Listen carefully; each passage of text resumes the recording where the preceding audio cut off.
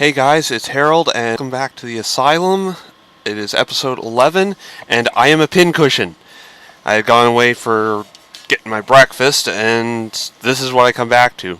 Actually, I was a corpse on the ground when I came back to it, but this is the end result. I am a pincushion. Damn skellies.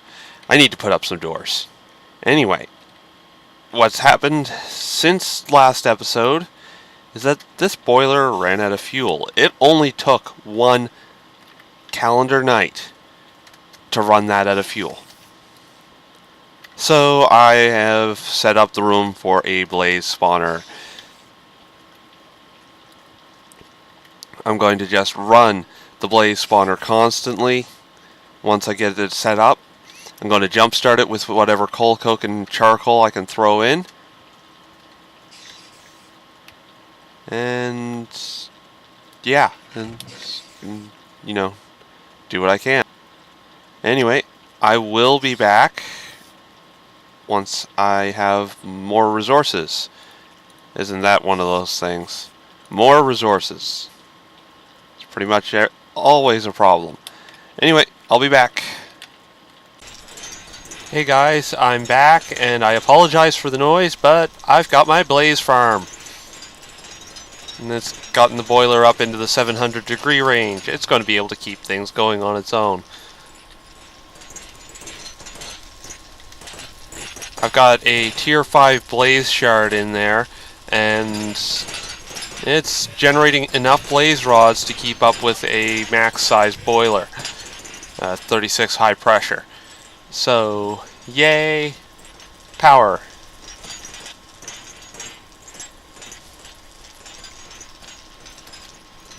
Later on, I'm going to hook up... Well, I'm going to get more oil coming in as soon as I find another oil deposit or two. And any that I do find, I'm going to attack from the underside rather than from the surface. Just because it ends up working better. What that means... What this setup means here is that all of these refineries that I have over here are going to work at full speed when they actually have work to do. And as you can see, the fuel tank is very precise. It actually has exactly 4,800 buckets, 4,810 buckets in it. The way I did it was with a contraption over here made out of 2 liquid transposers, 2 relays, and some red power pneumatic tubes. What happens is that it comes into this liquid transposer.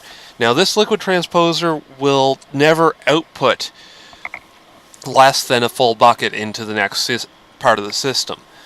So it holds the partial buckets, preventing them from ending up in the tank. This is to allow for a seamless transition to either biofuel or creosote, depending on what situation comes up. I'm going to figure out exactly how I'm going to want to hook this up when I decide to add the creosote as well. I may just have all the coke ovens pumping into this.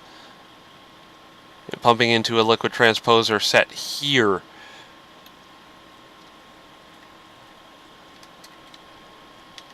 But I've got a little bit of room here that I can figure this out with. And I'm going to just have it so that the liquid transposer network here is able to handle all 3 fuel types as needed.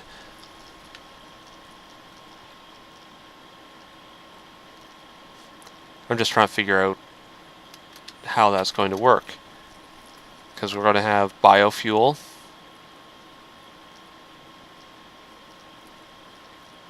We're going to have biofuel. We're going to have regular fuel.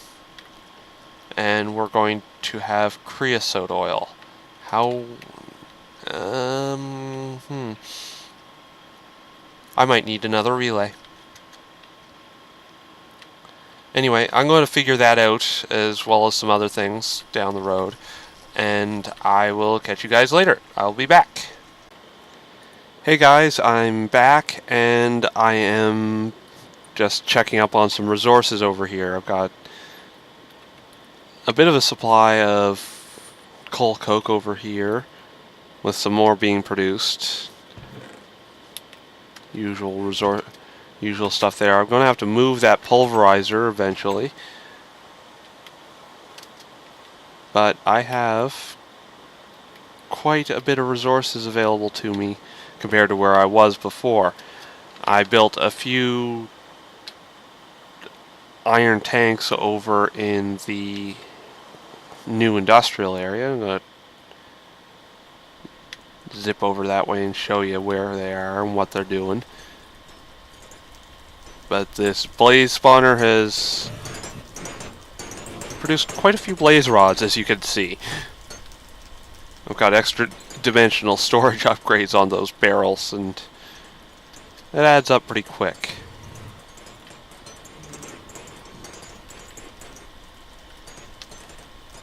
And this iron tank's one of the ones you knew about already because it has fuel. The one next to it has oil. You knew about that one.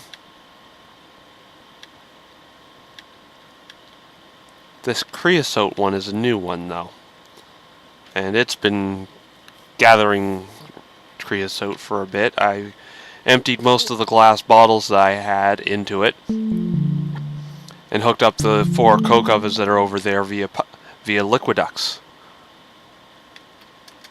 Over here I've got 5 fermenters and a few stills.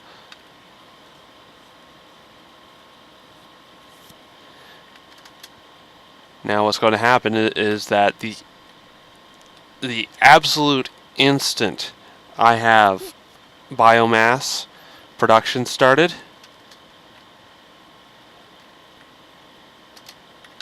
stop jumping, it's going to go into the fermenters and then go straight to the stills.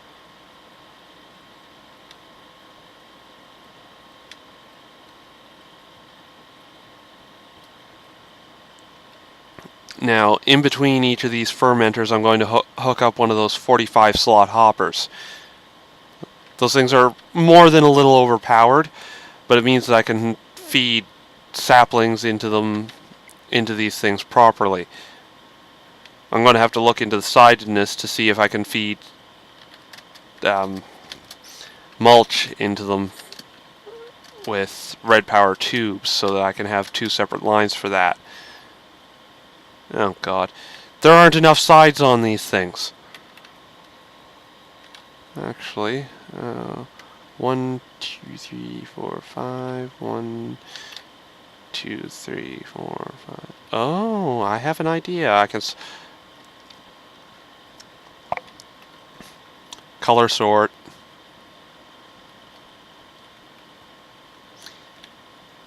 I have a solution for dealing with that.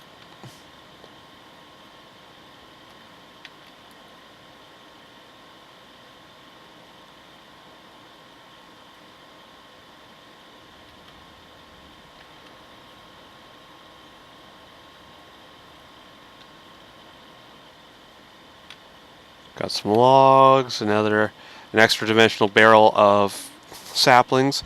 I'm going to be hooking up filters and some redstone tubes over there to get a timer going, so I can just have it feed.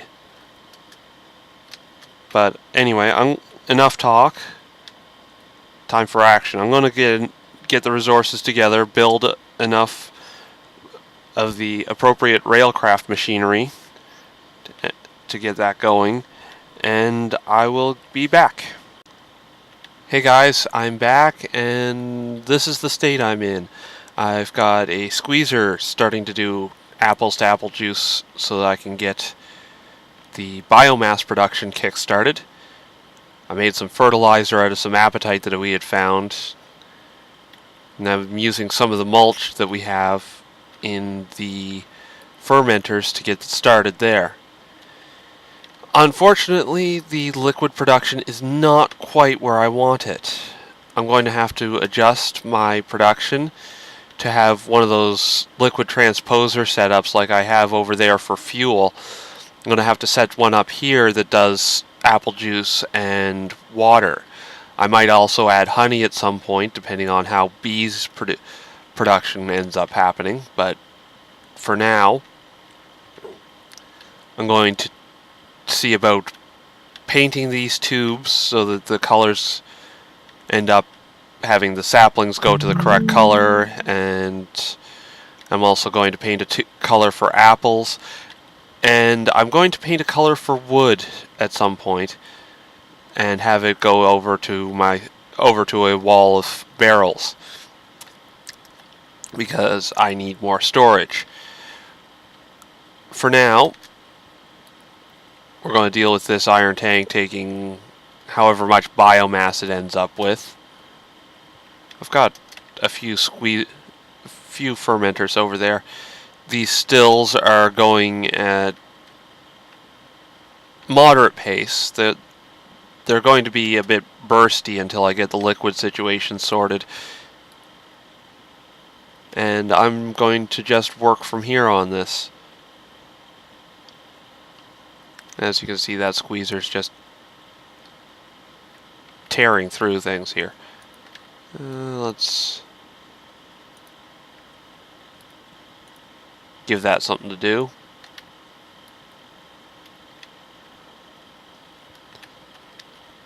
But what I'm going to do is set up a system so that the mulch and fertilizer that I put into the system gets automatically sorted to the appropriate item unloader item unloader combinations here. This one, the one that's going here, and the one that's going here. And that way I can just have saplings going on the other two, on the remaining ones, which is going to be, looks like it's going to be 3 of them.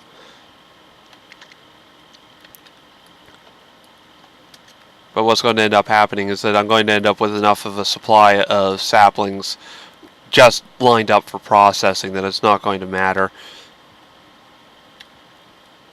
I might add a mechanism to deal with excess plant balls at some point, but I am going to set up some moisteners in a dark room and have them creating mulch for me. Which means I'm going to be setting up one of those Steve's Carts wheat farms.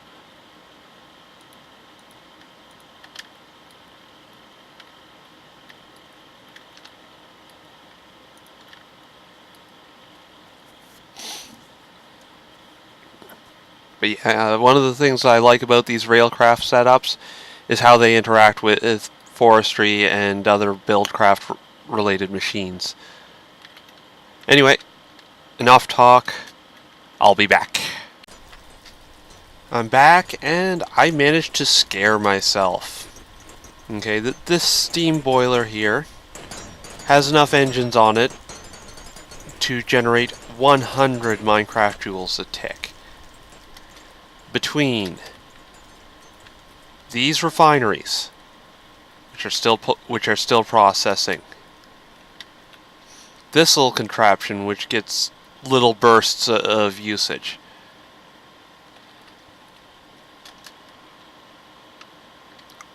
all of these stills, and only 3 of these fermenters,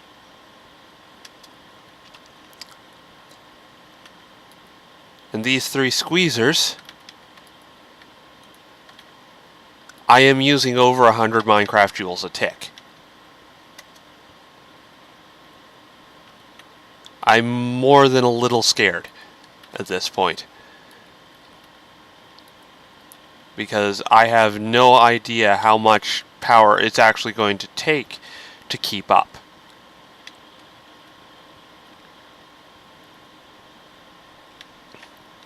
Luckily, I have provisioned myself here in this little area to increase my power output and get to 200 potentially if I need to. But I'm going to need to hook up redstone energy cells on a different loop So that, for example, the upper loop and lower loop here go to different redstone circuits. So that I have one going, so that I end up with the potential of 200 Minecraft joules a tick there. Yeah, I kind of scared myself. It's not something that happens often with this. But I did manage to basically set up so that I could use up all of the apples I had. Because that farm, with just that, produces quite a few. In here I'm going to set up one of those liquid transposer deals and have it set up one side keyed to apple juice, the other side keyed to water, and let it alternate.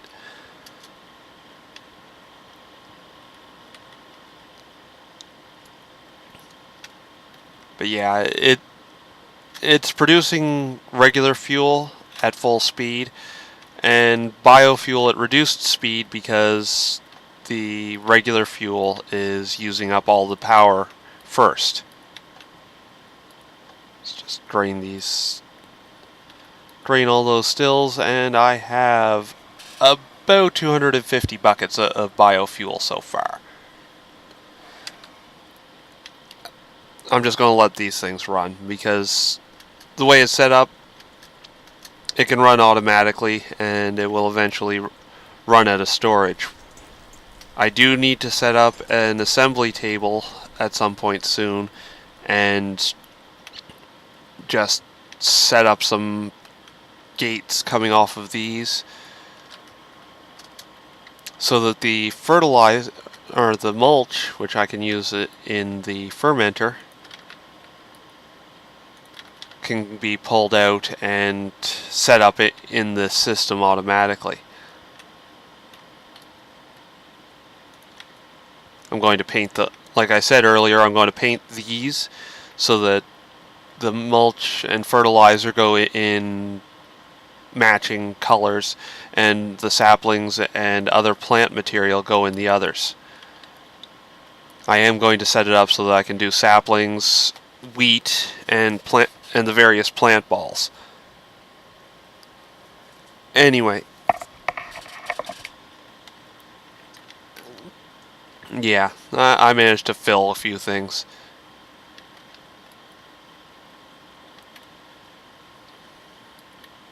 Probably won't be happy until those tanks are completely full.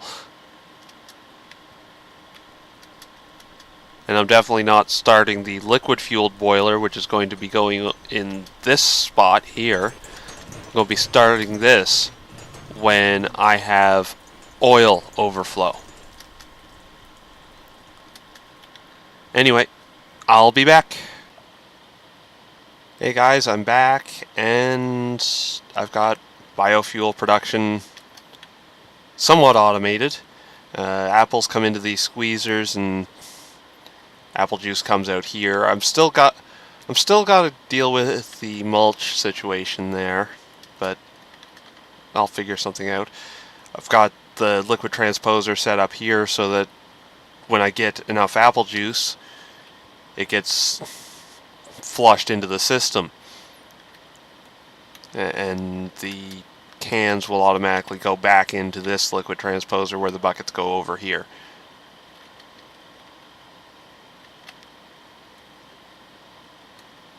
As you can see, I've got quite the backlog of saplings coming. And yeah, 3,200 buckets of biomass, and like I said earlier,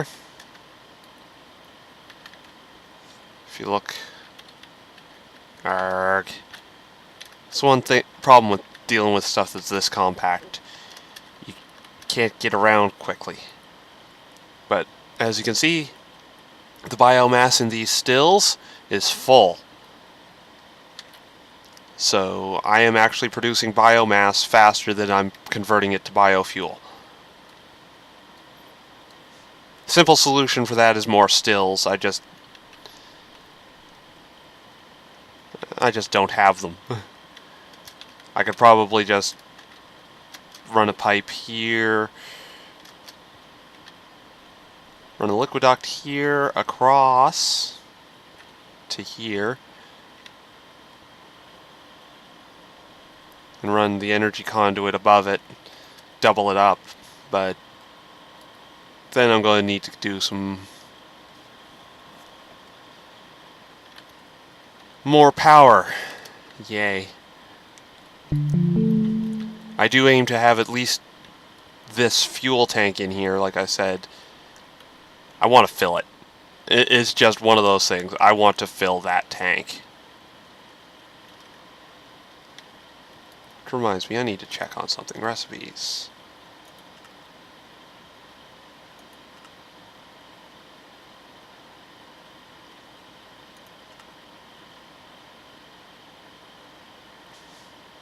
Snow cones.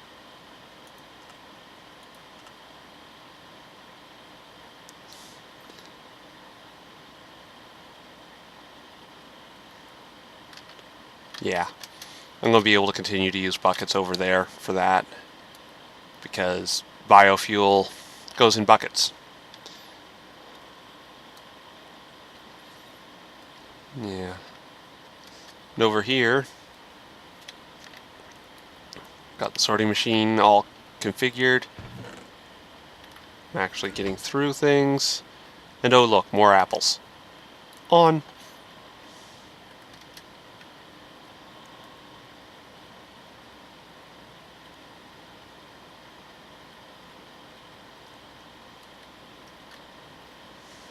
Next time I build one of these carts, I'm going to go four internal chests, and I'm going to put solar engine top, solar engine sides on it. Just because I want the extra solar power.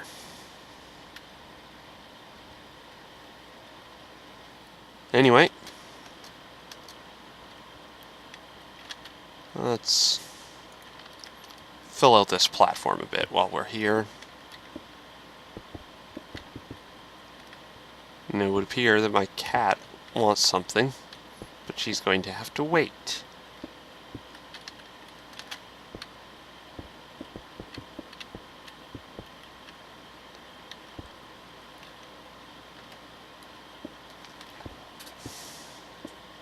Anyway, yep.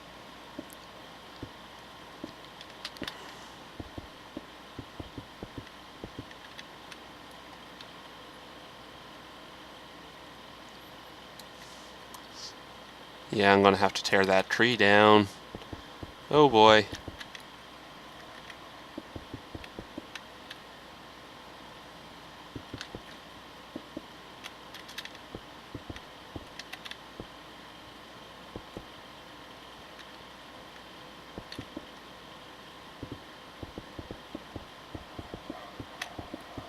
At least this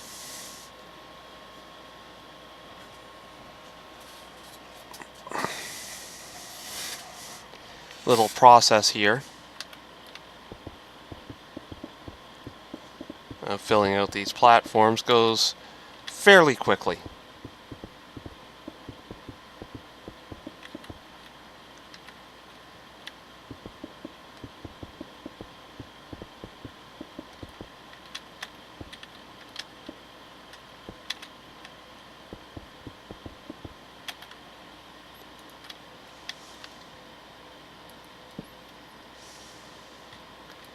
Let's put some torches down temporarily until I get my wrath lamp set up over here properly.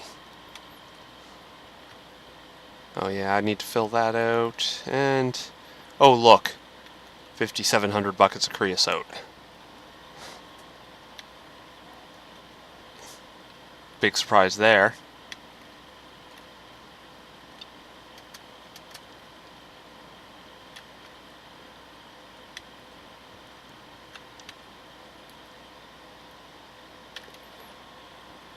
Yeah, that's going slow enough that I want to step up the game a little bit. And this is something that I'm glad that I set it up this way, because this machine can actually handle it. What I do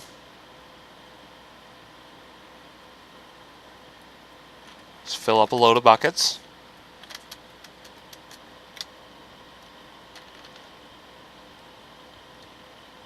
Go back around the corner.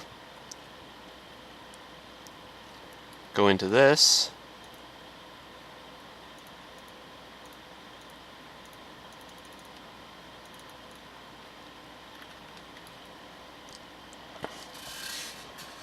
And it piles in another turbo speed amount of water.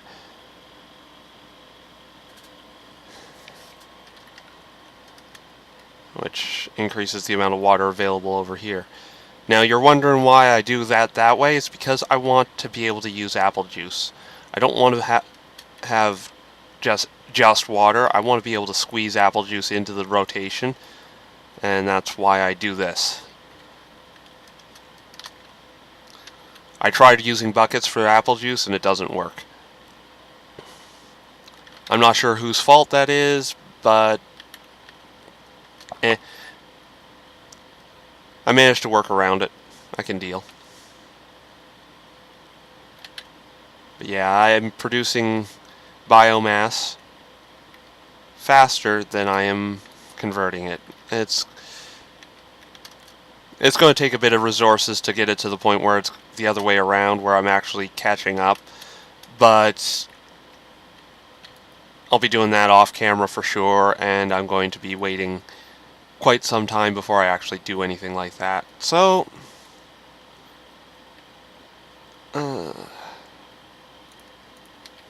anyway, looks like that's the episode. So, you know the drill, you know what's above, you know what's below. I might be able to get more episodes faster eventually when I get the computer built, because I'm running on an old rig. Details of my rig I'm going to be linking on my website, and that's in the description. So I will be catching you later. Bye.